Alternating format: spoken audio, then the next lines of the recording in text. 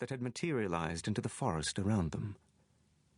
Dark spaces between the trees suggested shadowy forms that lurked beyond the light of the candles. In the foreground of the picture were strange creatures the size of small monkeys and covered with piebald fur. One had left the picture and was scampering around in its pool of light on the gallery floor. The man knelt and picked it up. Then the smell was suddenly stronger. Behind him he heard a sound, and without looking he knew what it was.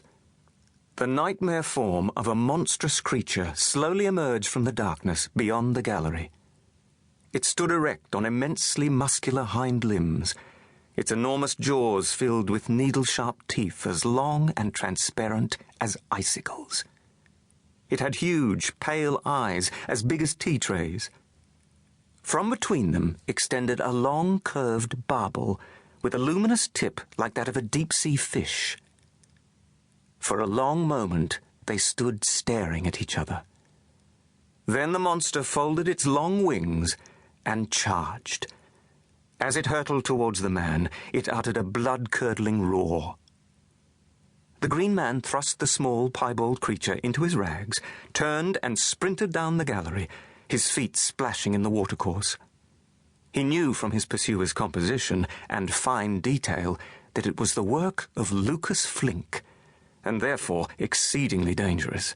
But this was not the moment for the finer points of art appreciation. Ahead, an interruption in the light betrayed the presence of a painting with its surface still intact. There was no time to examine the dark canvas closely. He had to trust that the seal remained unbroken. He came to a halt and made a complicated gesture with his hand, and, with a faint smile of satisfaction, he saw the surface ripple. Then he vanished. Flink's creature let out a howl of frustration and skidded to a halt in front of the canvas, its wicked jaws closing on thin air and its claws tearing great gashes in the floor. It sneezed loudly, spraying pellets of foul black mucus onto the canvas, each droplet reflecting a tiny distorted image of its maker as it slid slowly down. The ghostly light from the creature's barbel revealed a snowy landscape with a group of lamplit dwellings nestling in a hollow. Misty blue mountains graced the skyline, silhouetted against the setting sun.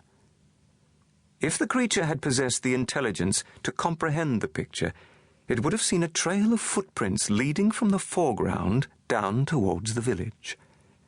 And if it had followed that trail to its end, it would have seen the beautifully painted form of a ragged man with a skin of malachite green cradling a tiny, piebald creature in his arms.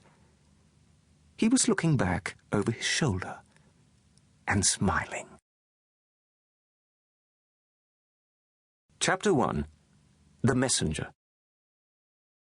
The hare lay perfectly still.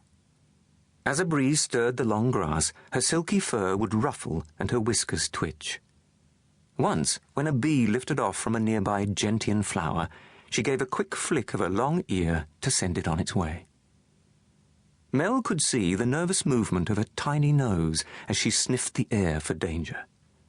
Her bright eyes remained motionless, but she was aware of everything around her. There was no sound except the faint buzz of insects and the whispering of the trees. Mel had skived off to his favourite spot on the outskirts of the village. He had been dying to try out his new drawing materials. Lately, he had been experimenting with a new ink. His first attempts had been soot mixed with water, but the ink was thin and soon faded to a sickly yellow-brown when he drew with it.